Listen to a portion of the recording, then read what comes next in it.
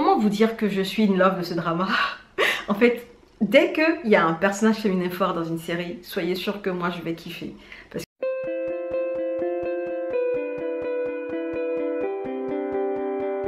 Hello, alors cette vidéo ce sera un chit-chat drama, vous savez le format de vidéo où je vous explique à peu près où est-ce que j'en suis côté visionnage drama asiatique. Je pense que ce sera le chit-chat drama 4 si je ne me trompe pas.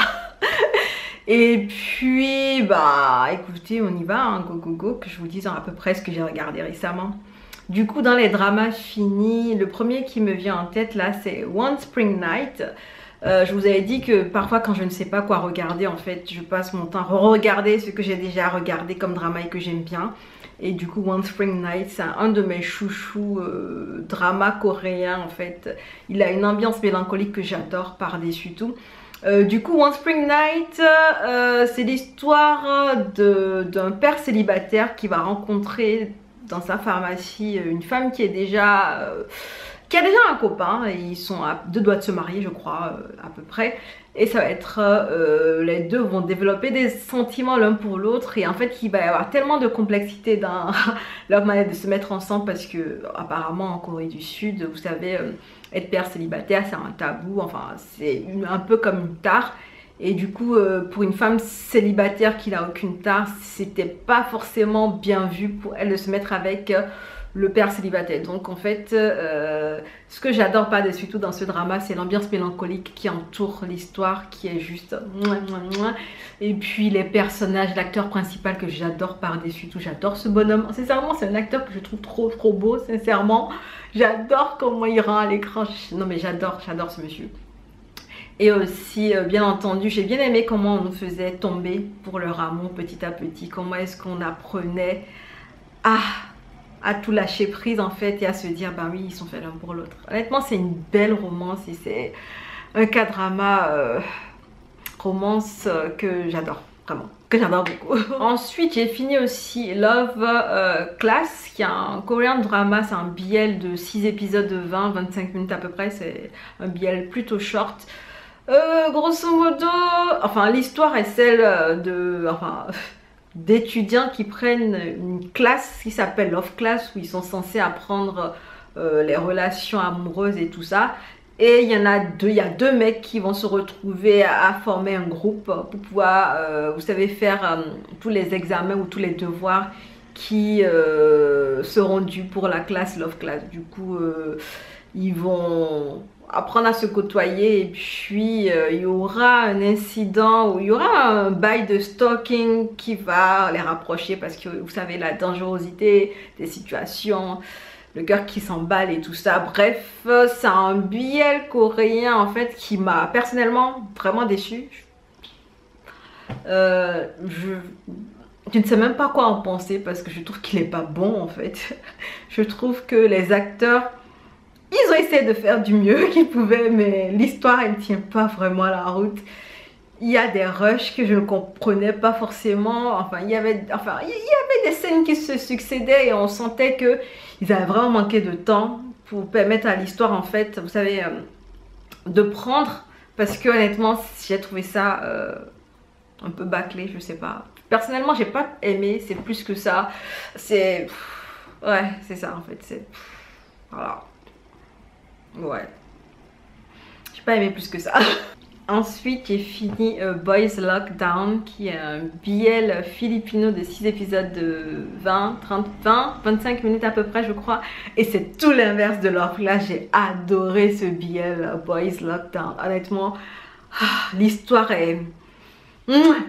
En fait, l'histoire se passe dans le contexte sanitaire avec le Covid et tout ça, où deux jeunes hommes vont se croiser dans une pharmacie. Et en fait, je pense que ça a été le coup de foudre pour tous les deux, mais en vrai, ils s'étaient déjà rencontrés avant. Et du coup, c'est un coup de foudre renouvelé. Et en fait, on va aller voir, en fait, essayer de se mettre ensemble dans le contexte sanitaire. Et honnêtement, c'est juste trop cute. Surtout le dernier épisode, sincèrement, le dernier épisode où ils ont fait un... Try to not kiss challenge. Oh mon dieu, il était trop cute. J'étais là en mode, ah, vous êtes trop mignons les gars. Le romance est mignonne. On n'a que 6 épisodes, mais honnêtement, il délivre tout ce qu'il y a comme émotion en fait à avoir dans une romance cute. On apprend à connaître les deux personnages, ils sont mis ensemble, ils forment un beau couple qui est trop BG à voir quoi. Sincèrement, j'ai kiffé regarder ça. Et je l'ai vu juste après Love Class, du coup j'étais en extase en mode bah au moins vous savez en 6 épisodes il y en a qui arrivent à faire du bon quoi. Ça dépend de comment l'histoire elle est racontée ou comment est-ce que les acteurs jouent l'histoire je suppose aussi. Mais honnêtement les deux ils étaient vraiment bien dans leur rôle. Honnêtement ils délivraient beaucoup de l'amour cute. Et puis dans le contexte sanitaire il y avait beaucoup de questions, enfin il y avait beaucoup de thématiques vous savez par rapport à la pandémie qui chamboulait les vies et avec laquelle on allait devoir, vous savez, faire face, devoir composer parce que du coup ça allait rentrer dans le quotidien et tout ça. Honnêtement, c'est un BL cute qui a su bien gérer le temps de ces épisodes, sincèrement, c'est vraiment très mignon. Alors, j'ai également fini un BL japonais, enfin le titre est long donc je vais vous le lire. C'est Fukunwa Kisusuru Shikanai qui est un J-drama BL de 8 épisodes de 20-25 minutes où on va suivre en fait un jeune étudiant qui est vraiment très poisseux, il a vraiment pas de chance, il lui arrive que des crasses bizarres. A contrario, il va rencontrer un autre étudiant qui lui est tout l'inverse de lui, c'est-à-dire qu'il ne lui arrive que de bons trucs, c'est-à-dire que le mec il est né sur la bonne étoile, en fait il a de la chance comme pas possible.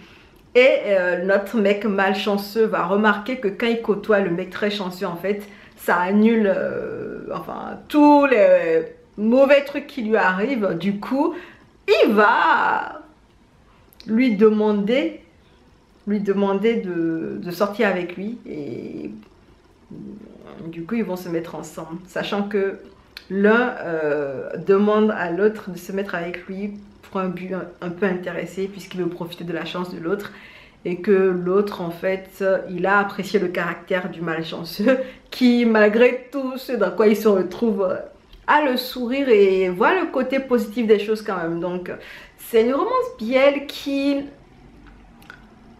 n'est pas forcément à sens unique, mais enfin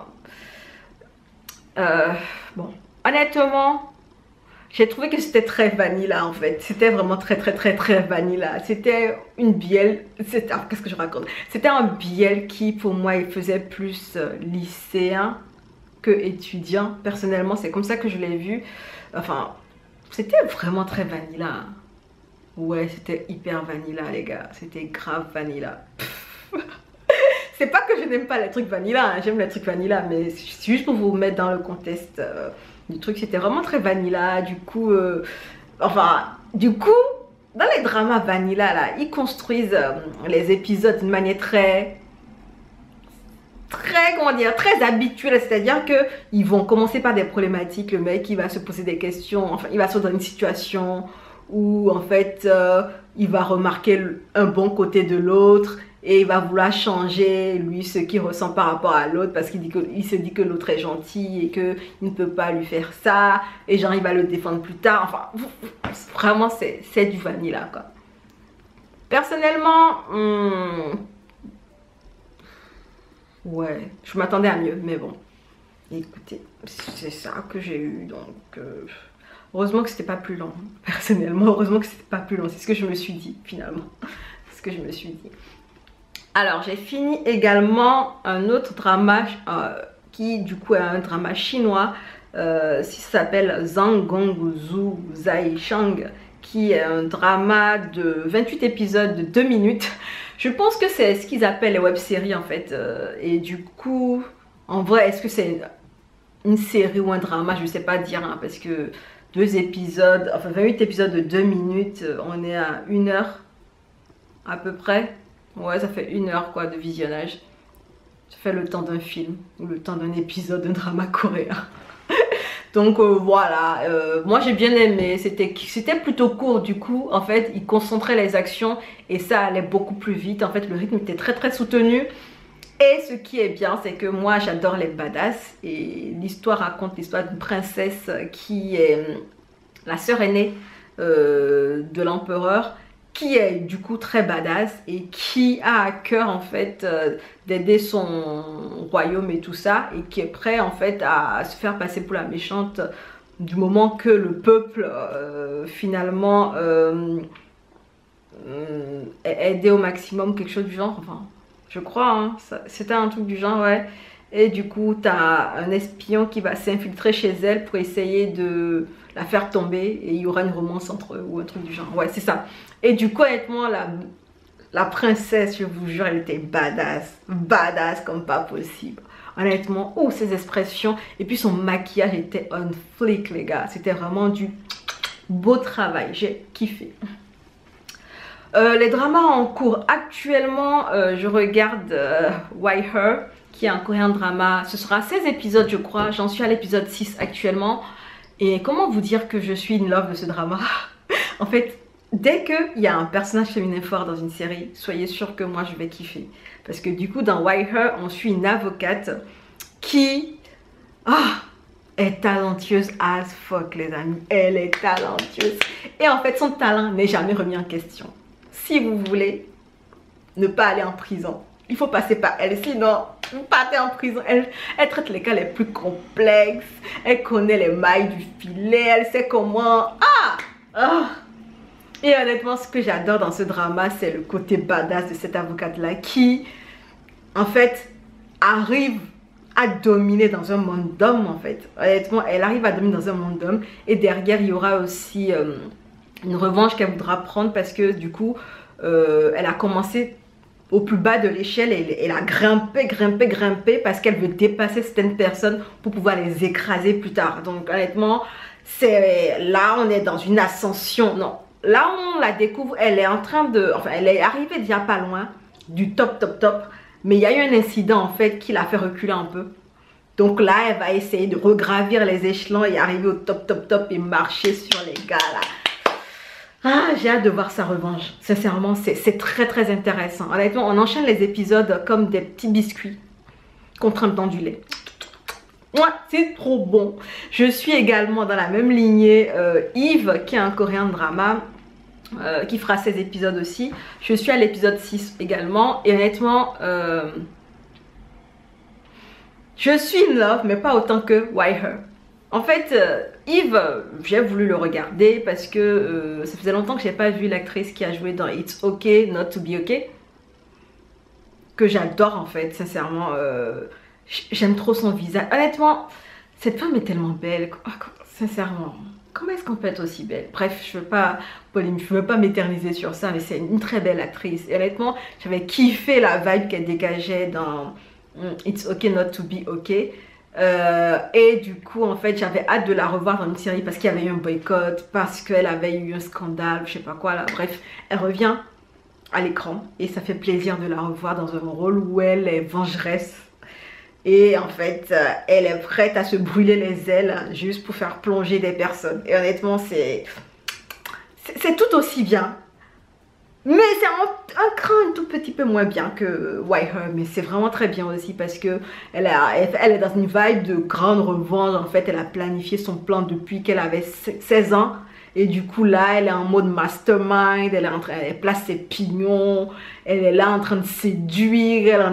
Elle n'a rien à faire de tromper. Enfin bref, sincèrement, elle est prête à se brûler les ailes, à se jeter dans les enfers juste pour faire tomber des personnes. Donc honnêtement, on est sur un bail de revanche qui est sympa. J'ai hâte de voir la suite. Alors, qu'est-ce que je regarde d'autre? Parce que... oui. Ah oui, du coup, je regarde aussi Motokari Retry. Boyfriend Retry, je crois que j'en suis à l'épisode 3. C'est un J-drama où une fille qui commence l'université va tomber par hasard sur son voisin qui finalement est son ex de lycée qu'elle n'avait toujours pas oublié. Et en fait, il y aura plein de quiproquos et finalement ils vont réaliser les deux qui sont toujours amoureux l'un de l'autre et ils vont vouloir se redonner une autre chance de se remettre ensemble. Donc c'est ça qu'on va suivre. Personnellement, j'ai trouvé ça un peu trop mièvre et trop... C'était pas très excitant comme drama. Donc j'en suis à l'épisode 3, mais je suis pas sûre de continuer. Je sais pas. Je suis pas sûre de continuer. 39, le cas drama dont je parlais, j'en ai déjà parlé dans un chit chat. Honnêtement, j'ai du mal à avancer parce que c'est hyper triste et du coup, j'ai pas envie d'être dans un mood triste. Et du coup, je sais pas, je l'ai mis en pause, je suis pas sûre de reprendre, mais bon, je sais pas, on verra bien. Et puis World of Honor aussi c'est en pause parce que j'ai eu beaucoup de trucs à faire récemment et puis vu que je connais déjà la suite, en gros même si je suis pas en soi, vous comprenez, dans ma tête je sais déjà c'est quoi la fin donc je ne suis pas pressée de le finir. Alors dans les dramas à venir, j'aimerais bien essayer le drama japonais double qui a l'air d'être un thriller en fait, dans le monde du théâtre et tout ça. Je me dis ça peut être pas mal. Il y a Check Out qui me tente bien, c'est un Thai drama, c'est un biel drama qui vient de commencer en fait, je crois qu'ils en sont à l'épisode 1 ou 2, je sais plus. Mais en vrai j'avais déjà vu l'épisode 0 de Check Out et ça avait l'air plutôt prometteur, donc j'attends de voir ce que ça va donner. J'attends au moins que 5 épisodes sortent pour pouvoir les regarder, pour voir à peu près dans quoi est-ce qu'ils vont se lancer, dans qu'est-ce qu'ils nous réservent parce que l'épisode 0 il date de 2020. Je crois, hein, ça fait, ou 2021, du coup, plus d'une année quand même qu'on attendait cette série-là. Et puis, j'ai vu récemment que To My Star, saison 2, est sortie. Je ne m'attendais absolument pas à une saison 2, parce que la saison 1 était parfaite. Donc, j'ai peur, en fait, j'ai peur qu'il capote, en fait, et que ce soit un peu comme I Thought the Sunset About You, où la saison 2 était horrible, alors que la saison 1 était juste géniale. Parfois, je me dis, les gens, ils essaient de se faire du bif sur un succès et ils ne pensent pas à la qualité de la suite, quoi. J'espère que ce ne sera pas le cas pour To My Star, saison 2, Our Untold Stories. Donc, j'espère que ce ne sera pas le cas et j'espère que ce sera du beau travail. Je n'ai pas encore commencé à regarder. J'ai zappé un peu l'épisode 1 vite fait et j'ai déjà remarqué que le pitch a l'air vraiment différent, en mode, il y a une bail de, il y a un bail de quelqu'un a disparu, quelqu'un a fui, je sais pas quoi. Bref, honnêtement, je sais pas quoi en penser. J'ai un peu peur que ce soit, comment dire, que ce soit pas aussi bien que la saison 1. Du coup, je sais pas trop quoi en penser. Je sais pas. Je pense que je vais lire les commentaires à la fin de la série avant de me lancer dedans. Parce que je préfère garder l'image d'une très bonne série en saison 1 que de me dire que la saison 2 va venir tout foutre en l'air en fait. Donc je sais pas. Je vais voir. Je suis pas sûre de le voir mais on verra bien. Voilà. C'est à peu près tout pour cette vidéo hein, finalement.